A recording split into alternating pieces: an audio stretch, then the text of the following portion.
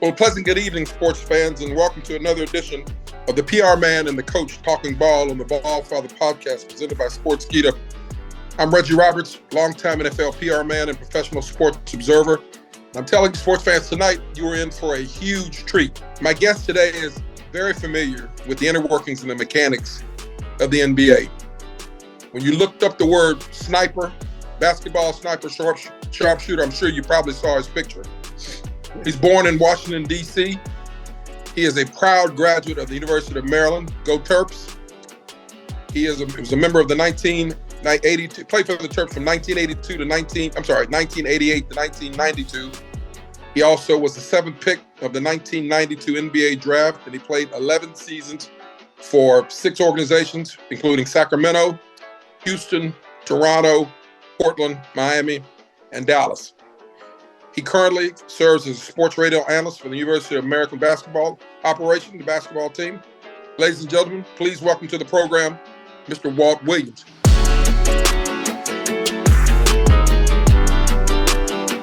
Big Walt, what's up, man? How you doing, buddy? Man, listen, thank you so very much for joining us. I tell you, we've been working on this for a minute, and you and I were having conversations back and forth. We are thrilled to have you with us and sort of share your insight about today's game. And we're gonna talk about them high socks and George Gervin. We're gonna talk about George Gervin over there in your corner. We're gonna talk about the high socks.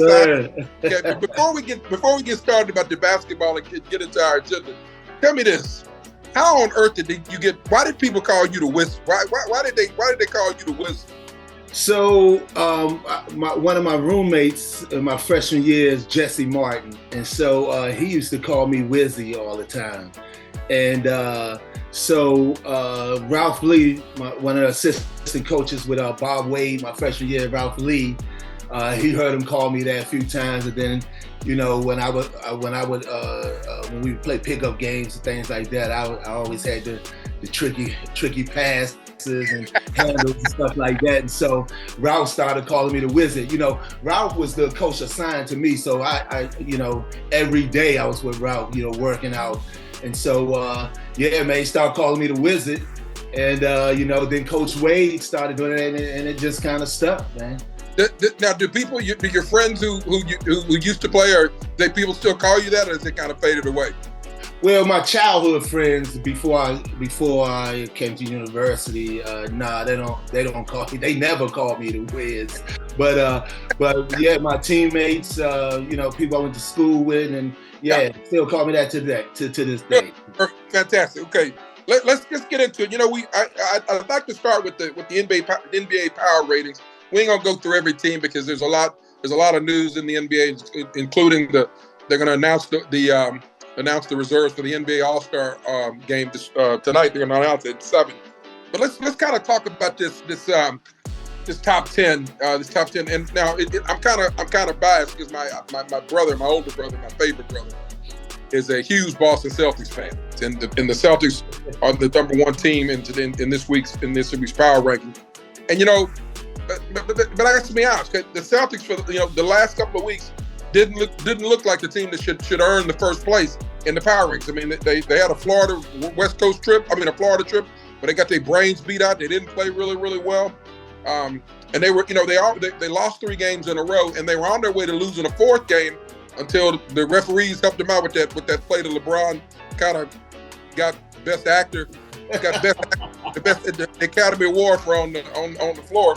But they remain the best team. They remain the best team because they've got a lot of good players and they're playing really well. Give me your take on what's going on, and do you think that the C's deserve that top billing as a top team during the power rankings for this week?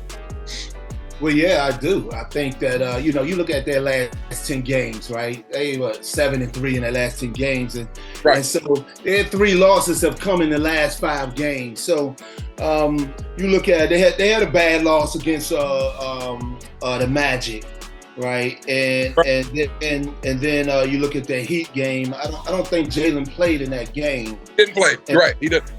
And then you come back for the Knicks, and maybe not in the rhythm and everything like that. So that stretch right there was a bad stretch for them. But I mean, I think they back on stride, just like you say.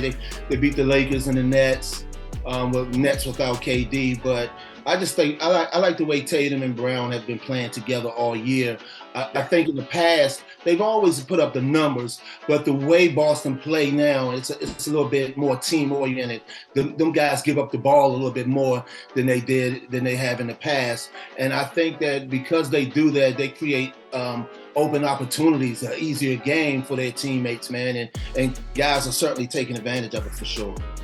You know, they play what my friends call they play a really good brand. Because now you're right, they are moving the ball around, they're passing the ball around, and I'll tell you what, you know, they'll be there as we get into the spring months and get a little bit deeper into the season. The way they're playing, they'll definitely be a team to deal with. Everybody, I mean, they're a good defensive team, man. They're a good defensive team as well. So, you know, when you got two guys that can get buckets like that, and they're sharing the ball, because they're going to garner a lot of attention, and they're sharing the ball like that. I mean, and you can do it on the defensive end, especially with Williams back, man. I mean, I think they're going to be a heck of a defensive team. So, you know, that's a tough team for sure. Well, let's move on to team number 2, because the team that I'm thinking right now might be playing the best of anybody in the NBA right now are the Philadelphia 76ers. Hottest team in the league right now, 20-8 in their last 24. Embiid is playing like an MVP, not a runner-up that he has been the last 2 years, but he's playing like an MVP. Specifically in that game last week where he had 47 points, 18 rebounds, 5 assists, 3 steals, 2 block shots. That's major ink on that page, baby. That's major ink. Give me your take on how he's playing, and you know, the Sixers. It seemed to be early in the year they weren't going so well. Harden was hurt, but now Harden's come back instead of sort of shooting the ball. He's become a little bit of a distributor. Give me your take on how well do you think they're playing? So a couple of things. So like with Harden, man, even when Harden was at Houston getting 60 points, I always thought that the way he played the game was pass first. When he'd get the ball, he would get the ball up the court, pass it up the sideline or whatever. Now, if you give it back to him, now it's on. He gonna get his ice ball if you give it back. But he was always a facilitator to me, like passing guys open. You know, a lot of guys get assists trying to score, and I can't score now, make the pass. Harden is not like that. He facilitates. And now, as he's getting older, that stands out a lot more, especially when you're playing with guys off the ball who can score. So I think Harden fits in. But you look at a guy like Embiid, Jokic. He's won the MVP the last 2 years. Right. I would say not last year, but the year before. Embiid played he probably missed like 30 games, man. Right. Or that dude was he was the runner-up missing 30 games, man. So I think that dude would have been the MVP had he not been injured so much the year before. So now you come out this year.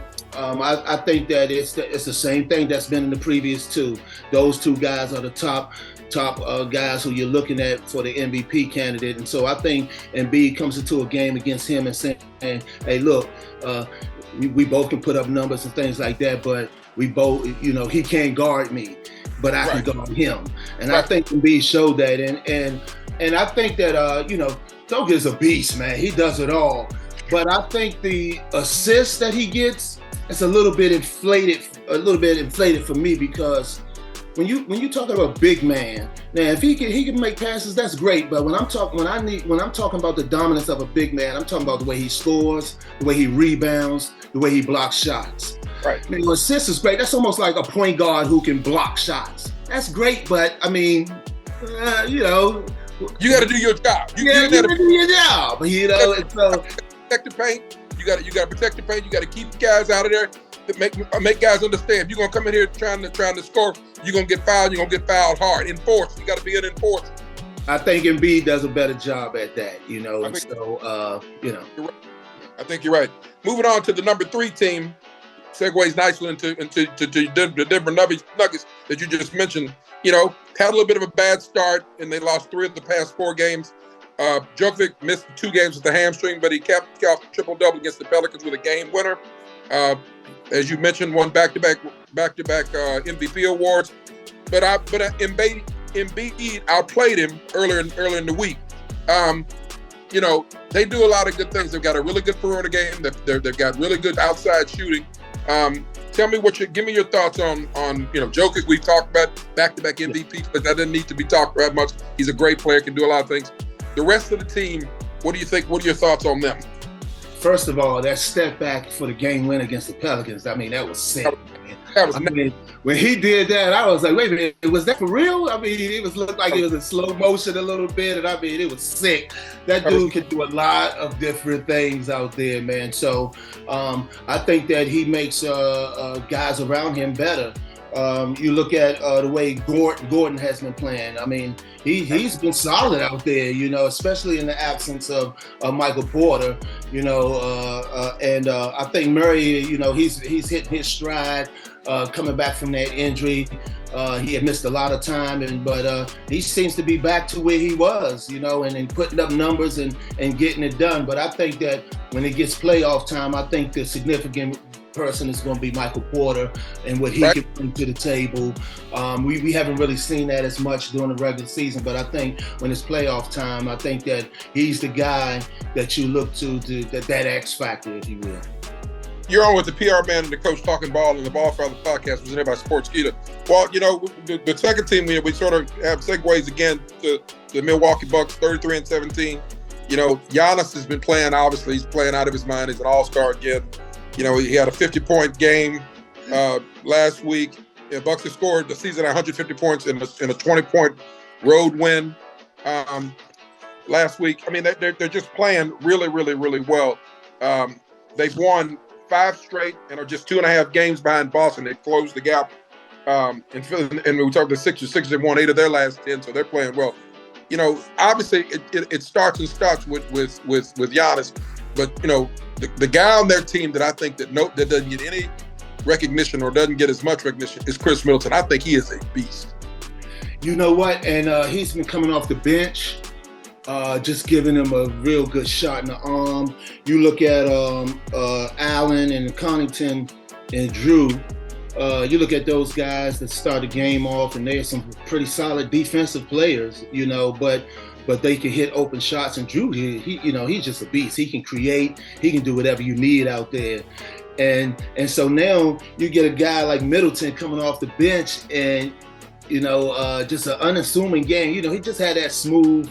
He reminded me of like an Alex English type, And man, he just get busy out there. He done stretched this game out to the 3-point line now, and so he's a guy that can come out there and just give you buckets. You see flashes of what he can do. This is definitely a dangerous team when it comes playoff time because what they can do on the defensive end, rebounding the ball.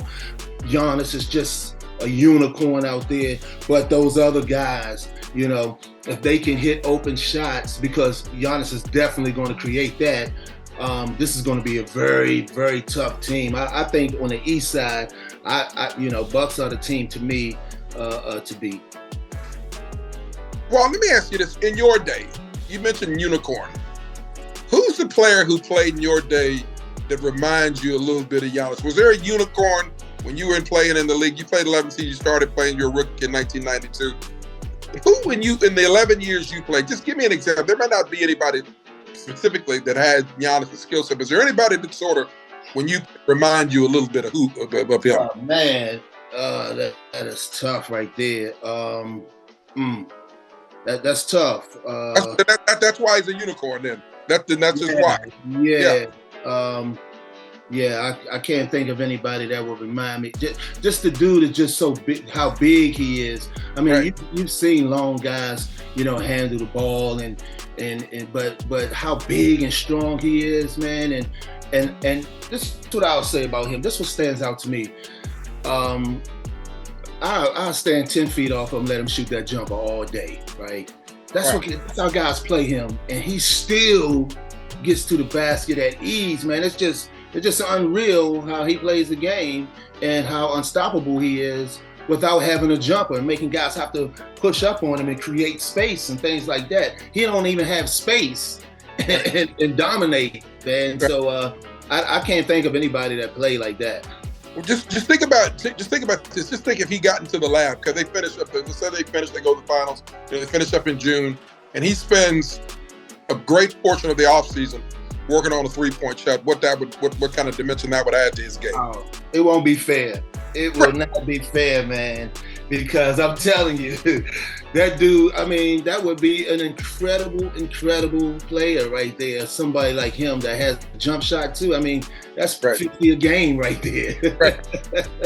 All right, moving on. We got the Memphis Grizzlies. You know, we're talking about defense, the defensive players. You talk about the teams who play really good defense. They struggled a little bit on the defensive end. They've lost five straight, but they righted it. They righted it with John Morant had a triple-double, and Jaren Jackson's dominant playing well. You know, the thing about them, Ja, I was in Memphis. This I did. You gonna love this. I was in Memphis on some business. I was there this is about a year ago, and I happened to be in town when they were playing, and my hotel was really close to where the arena was. And I called my friends and I said, look, I'm not coming to work. I'm gonna stay here and I'm gonna just go watch this boy play. I think he had 40 that night. I mean, he had 40. I just kind of bought a ticket and walked in there and just kind of sat down.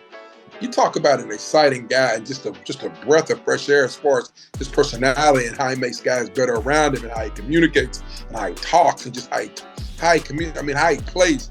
I mean, it's really nice to watch a guy like, I mean, you talk about a supremely talented individual. He makes that whole team better around him. When he posterized that dude last week, that was awesome. Which one? It's like every game out there, you know.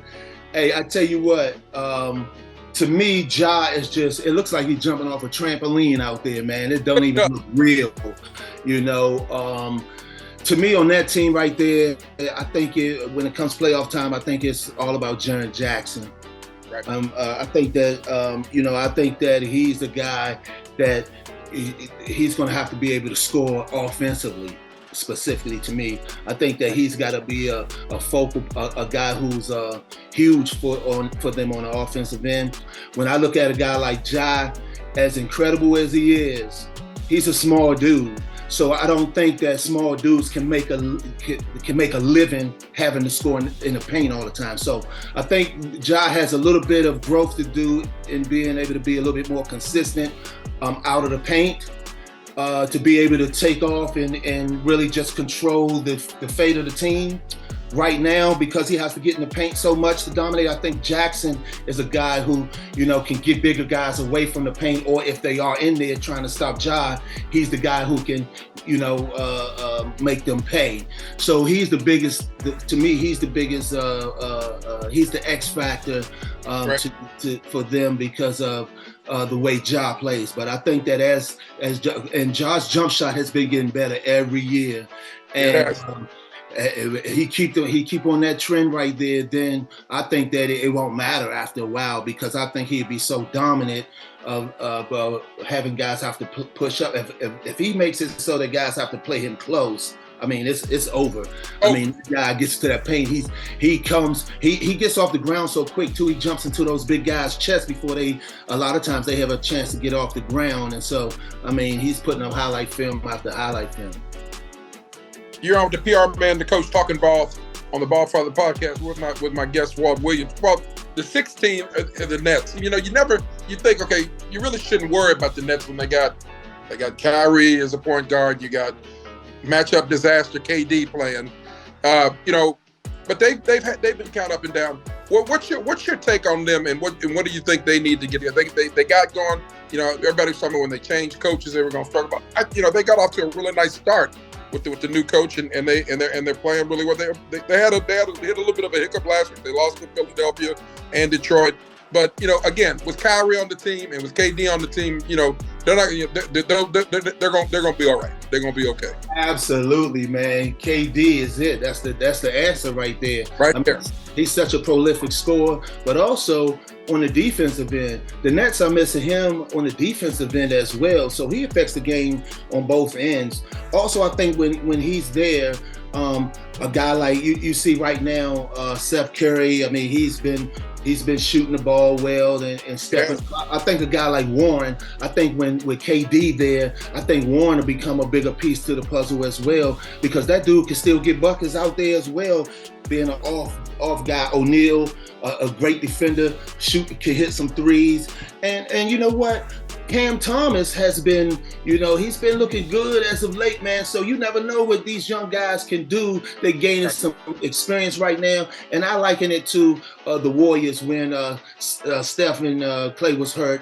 And then the other guys off the bench had to come in and play significant minutes. And then when those guys came back, those bench guys were battle tested, ready to roll, and I thought they were huge for Golden State's success. So I think something similar could similarly happen here with the Nets. Guys gaining a lot of experience, focal points on guys who are not normally in that position. So I think they're gaining a wealth of experience like that in that environment. And so when KD comes back, I think it'll be good. But also, I think Simmons, man, I think it won't be such a big deal for how many points he scored. That guy is making some plays, hockey assists. He's just got to be a little bit more aggressive to score back when he around the basket. Exactly. So hopefully he'll get that part. He'll get that back. Usually it takes the first part of the season. Guys in a new environment, didn't play all of last year. It's a new environment. It usually takes the first part of the season. I'm thinking, maybe by the time, they get KD back, All-Star break concludes itself, they may be a different. If they can get him going a little bit, like to be the scorer that half the scorer that he used to be, they could have something special down the stretch. They really could. They don't need him to be the scorer he used to be, but just like something similar, somewhere around there. Exactly. Yeah. Moving on to team number 7. Now this is a team of the top 10. This team, the Cavs, I'm a little worried about them because you know what? You play 41 games at home, you play 41 on the road.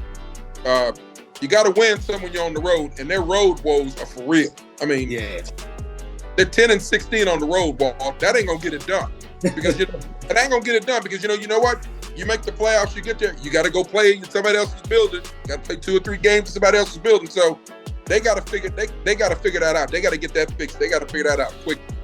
You know what? It typically comes with you look at that team and the focal point, the guys on that team, and Donovan Mitchell, he has some experience, coming from Utah, but Garland and Mobley, those guys are young guys, and so you expect that they're gonna have a learning curve there, but this team definitely has to play better on the road. You look at the makeup of the team, they got good guard play.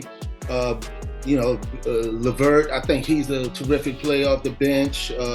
Jared Allen's a good defensive player. So they can make a difference on both ends of the court. So, they should be a better team than they are on the road because they can make an impact on both ends. But just got to find their way. Donovan Mitchell, a new piece to the puzzle. Him and Garland kind of, figure out how they still figuring it out, it looks like. So I expect this team, not this year, but in the future, I expect this team to, especially with the growth of Mobley, I think him and Jared Allen, man, I think that could be a huge piece on the defensive end. And then you talking about Garland and Mitchell, the way they can score the basketball. I think this team, they have some good pieces in place.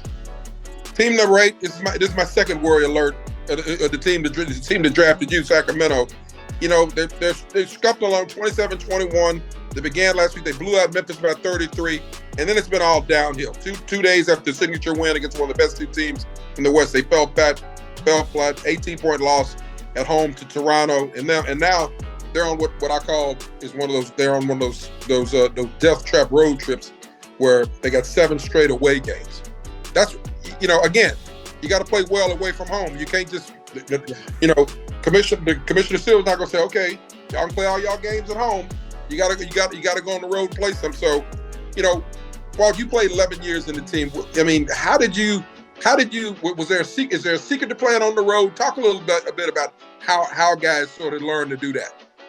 Hey, I'm gonna tell you this: Sacramento, great fan support. So I can see how they would be able to play well at home. I mean, the fans are just off the charts there.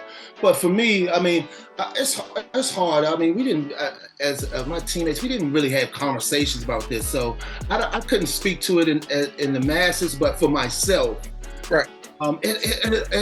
From even when playing in college, I always got a bigger thrill out of fans antagonizing me, coming after me, and then I do something to make you shut up, rather than I'm doing something then you cheer for me. That was great too, but I always like to shut people up more than somebody cheering for me. So I liked playing on the road more than I like playing at home. It stoked you. It got you going. Absolutely, it did. Yeah. We're gonna talk about somebody who was chirping somebody later on in the broadcast. We're gonna talk about that a little bit later. Okay, yeah. Team number 9 in the NBA Power Rankings this week. Miami Heat, took down Boston without Jimmy Butler, and then lost to Charlotte with him back in the lineup earlier this week. He tied the season series with Boston 2-12 to that last in the 2022 Eastern Conference Finals opponent at home behind 30 points with Bam Adebayo. I was really impressed with what they did. They played against the Celtics. They beat the Celtics at home last week. But again, the 28-23, kind of up and down, kind of inconsistent. I'm thinking first round, 4 games, they're going home. What's your take on So right now, I mean, that's probably the way I would look at it as well. They've been up and down. When you look at that team, you go like, who's the star of that team? Exactly. Who's the star? And so you think that, but even when that Heat team had that run and almost got to the championship, you say Jimmy Butler was the guy when it came playoff time, and then you had off guys. The others would be guys like Bam Adebayo, Tyler Hero. I mean, those are some heck of. They've proven they can do it. They've proven they can do it, but they've been so inconsistent this year. They've proven that they can.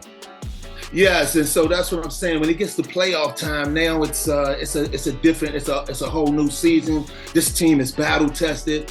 They have veteran guys who have been there before. So it could be a scenario where they can hone everything in and get it together because they have pieces to go further than the first round. I don't think this is a championship caliber team, but they certainly can go beyond the first round. But the way they've been playing, that sounds pretty reasonable to me. All right. Team number 10, Knicks, kind of the same thing, up and down. They played really well. They took down Cleveland and Boston last week, and then the 2 teams that they trailed in the standings. But then, they played the crosstown rival. They dropped their 9th straight game against the Nets. But they got another stretch. They're another team. Got that stretch where they play 4 games at home coming up, where they can sort of do some separation and play well. But again, they've been so up and down. You don't know how to. Yeah, Randall Brunson. Actually, I think the Clippers has overtaken them for that 10th spot. Actually, now. All right. So Randall and Brunson, those guys have been pulling the load, but the other guys have been very inconsistent. And you look at those 2, Brunson and Randall. They are not the names that you look at and go, hey, they can carry a team. They need the others to be consistent. And so I think, that's another team I don't see going too far in the playoffs at all. You're on with the PR man, the coach, talking ball on the BallFather Podcast, presented by Sports Keita. I'm gonna just tell you, Walt. We're gonna move on a little bit to talk. I made my career, in the NFL, and I worked for Tony Dungy for 7 years, and I started my career in Tampa. Tony used to have a thing where he'd say, the less you say, the less you got to take back. And he's a big proponent of not baiting the other team and talking trash to the other team. He really didn't want our guys saying anything for bulletin board material, which is why I found when I was watching the game the other night, the Dallas Mavericks were playing the Detroit Pistons. I think it was Monday, and Luka had 53. Just let me just share this with you. It was his 4th 50-point performance of the season. 4th, okay. we ain't even the All-Star break, dog. He didn't go 4 times. Okay, but that's not even the bad part. So apparently, Pistons assistant coach, it was Jimmy Allen. Jimmy Allen, they were kind of chirping back and forth. And Luka, they interviewed Luka after the game. Luka said, they chirping at me, so I'm going to chirp back. First of all, here's a guy who might be one of the most prolific scorers, and he can shoot it from everywhere. From everywhere, okay? He can go to the hole. He can shoot it from 3. He can dish. I mean, this particular game, he had 53 points. While he was like you, he was 17 to 24 from the field. 5 for 11 from 3, 7 rebounds, 5 assists. I mean, why are you talking to him? Right. And I'm going to tell you something about his game that I like the most. No matter how frantic, how energetic the defense is, they never speed him up. He is poised. Sometimes he go to the basket and dudes are jumping in the air trying to block a shot before he even leave the ground. He's still on the ground. He haven't even left and got in the air yet. He's so slow. He got slow motion out there, man. It is beautiful. And, he has good exchanges with his footwork to create space. Man, it's just a joy to watch him play, man. And so, I never had problem with guys out there talking trash, because at the end of the day, when you talking trash and you backing it up, hey, it's on the other team to shut it up. You got to shut it up. But you don't want to talk trash to guys and get them riled up, especially someone who can put 50 on you. And, he's in that MVP race too, and so he's a guy, he's shown night in and night out that he can get busy out there, and not only get busy, but embarrass you while he's doing it. Well, he averaged 33, dog. Well, why would you wind up a cat who every night he go to the gym, he averaging 33? Why you talk to him? Why are we talking to him? Yeah, you got to talk to somebody else, man. Especially a dude who has the ball in his hand every play. Every play, I can do whatever I want out here. Come on. I looked up. I said, this is what makes this is even more ridiculous. Okay, so I did a little research. On Jimmy Allen. Okay, Jimmy Allen was a 2-time Player of the Year in the Ivy League. Played at Penn. And so I was talking to my brother about it. My brother said, guys who went to Penn, they're supposed to be smart. He said, "Red, guy assistant coach, he went to Penn. He's supposed to be smart. Why is he talking to you?" So I just thought I'd share that with you. So we'll get off that. We'll get off. But the Mavericks won 111-105 Monday night. Luka had his 4th 50-point performance of the season, his 5th of his career. And my sense is before the season's over, he'll have 50 again the way he's playing. But he's a lot of fun to watch. Next topic, we'll talk a little bit about LeBron narrowing the gap to become the NBA's all-time leading scorer. He needs 89 points to overtake Kareem's career point total of 38,387, which Kareem has. LeBron's currently at 38,299. I'm thinking for him, the way he's playing, he'll probably need 3 games. Give us your take, Walt, on the longevity, the physicalness, the way he takes care of his body, what he's meant to the NBA, and what were your thoughts on LeBron and him overtaking Kareem's record?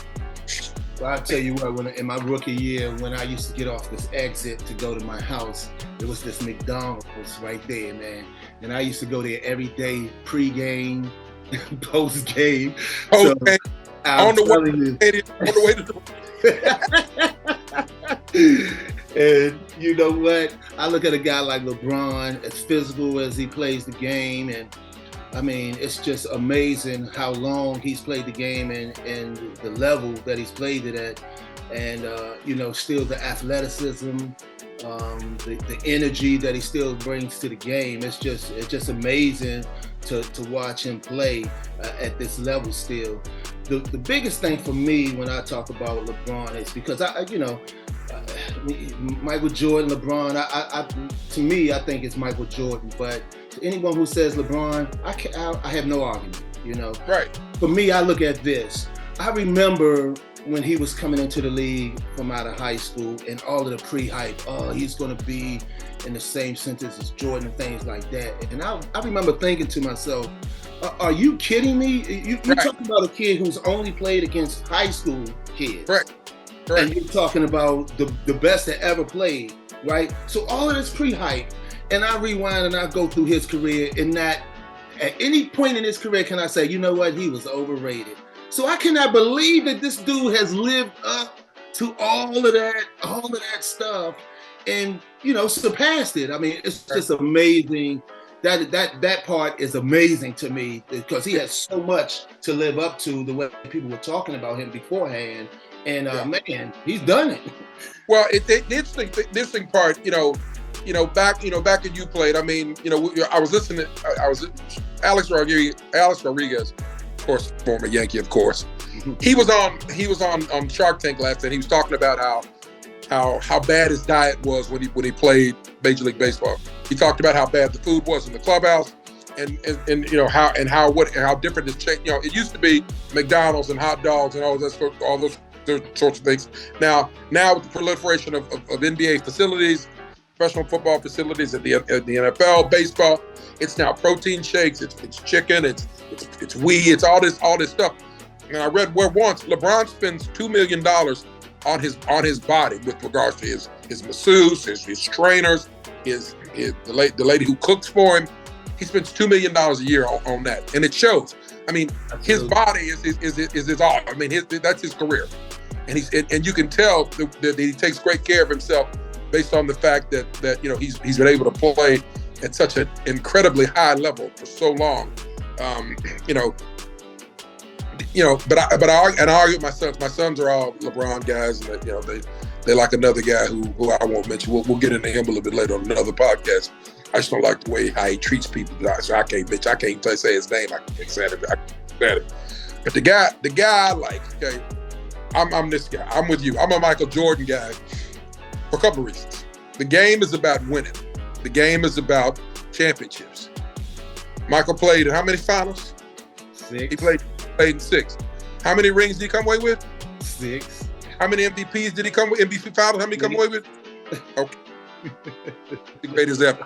Big Walt, the All-Star reserves are being announced right now for the All-Star game that's coming up. I think it's February the 19th in Salt Lake City. The starters were announced last week, and we'll just run over those real quick and talk about the reserves. So the starters for the West, the teams are. LeBron's gonna be captain for the Western Conference All-Star, so he obviously he was the leading vote getter. LeBron's on the West starters, followed by Nikola Jokic for Denver. Then they got Zion Williams from the Pelicans, Steph Curry from Golden State, and Luka Doncic from Mavericks. So for the Eastern Conference, they're going to be led by Giannis.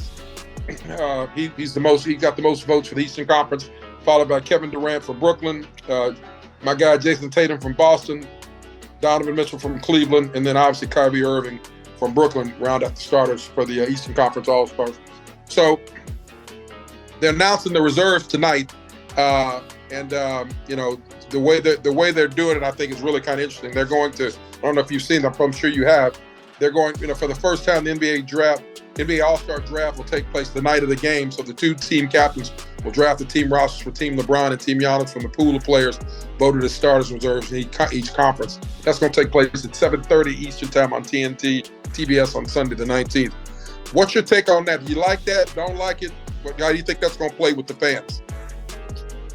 Oh man, that's tough right there. I mean, I can't see how Embiid is not on there somewhere. I would think that you would have Embiid, Giannis, maybe KD, Tatum, and Kyrie rather than Donovan Mitchell. Maybe. He's been playing terrific though. But Embiid, you got to find a spot for Embiid. I just think he's been so dominant.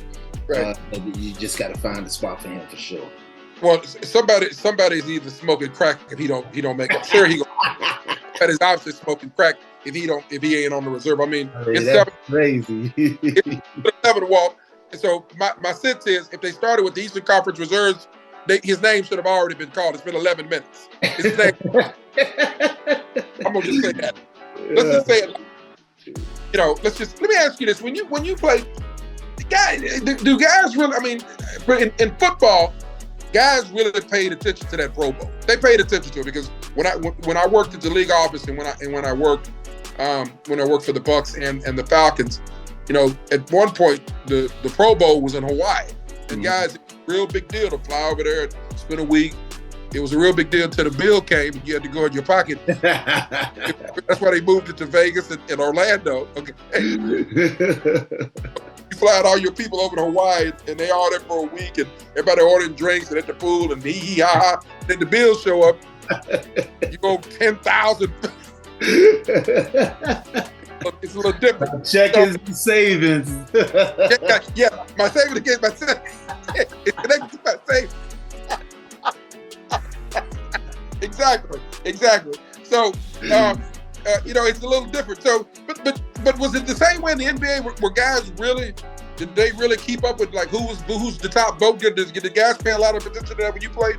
Oh yeah. You definitely. It's definitely a competitive nature there. You know, you want to be one of the guys. You want to get the top votes and all of that.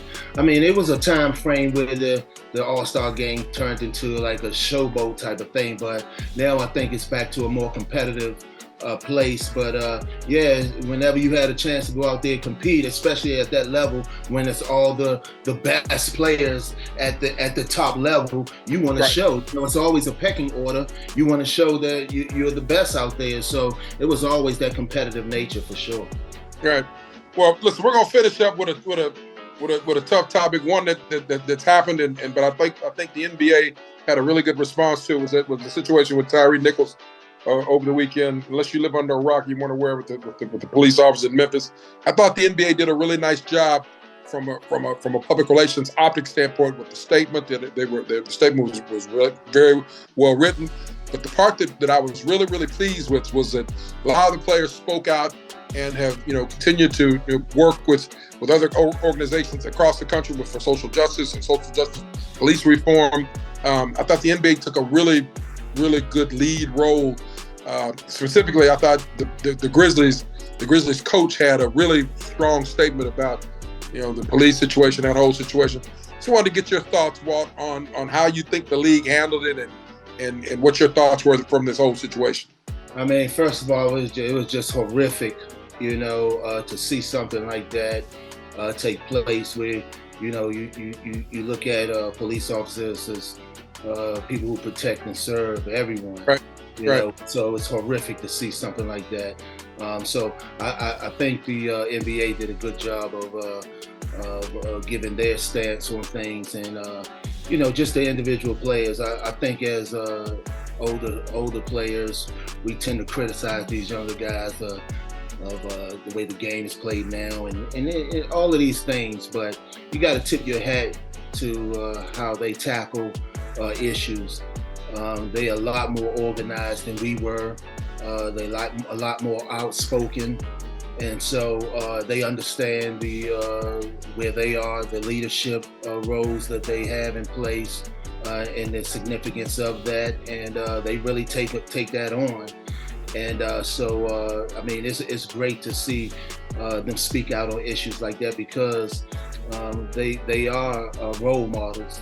People do want to hear from them and hear their take on things, and so I think it's an opportunity to be able to show, you know, these athletes are well-rounded. They can do more than put the ball in the hole or throw the football or whatever, and so it's an opportunity to share their thoughts, and so their fans can understand. You know, it's a little bit more personable to be able to talk and when you're talking about real life issues. So like I said before, I tip your hat to these young players, man. They're doing a great job of speaking out on issues. The league as a whole, I think that the league as a whole do a great job of not censoring their players and allowing them to be able to give their opinions. Well said. I think these guys are ambassadors. They're basketball ambassadors, but they're also influencers, and they have a significant amount of influence on people in society. And I thought the league did a really nice job sort of conveying that and continuing and basically sending the message that they're going to continue to work. A lot of work that needs to be done, not only in Memphis, but all over the league, all over our country, to sort of make sure that this kinds of policing, this kind of stuff goes away and doesn't happen anymore. Well, listen, man, I'm going to let you go. We're going to get together next week and do this again. Absolutely. I look forward to it, brother. What we're going to do is, you know what we're going to do? We're going to look at this. We're going to look at that raggedy roster that they put together for the All-Star that are these, that are, again, let me see, it's 7-17, so surely they pronounced my man's name. We'll look at the roster, and we'll dissect that next week on the BallFather Podcast to see if anybody was really on crack, who made the list and who wasn't on the list. More importantly, we're going to look at who was on the list and who ain't, and who should be on the list. Absolutely. I look forward to it. I look forward to catching up with you next week, big dog. All right, brother. Have a good one. Thank you, man. All right, you too. All right. Bye-bye.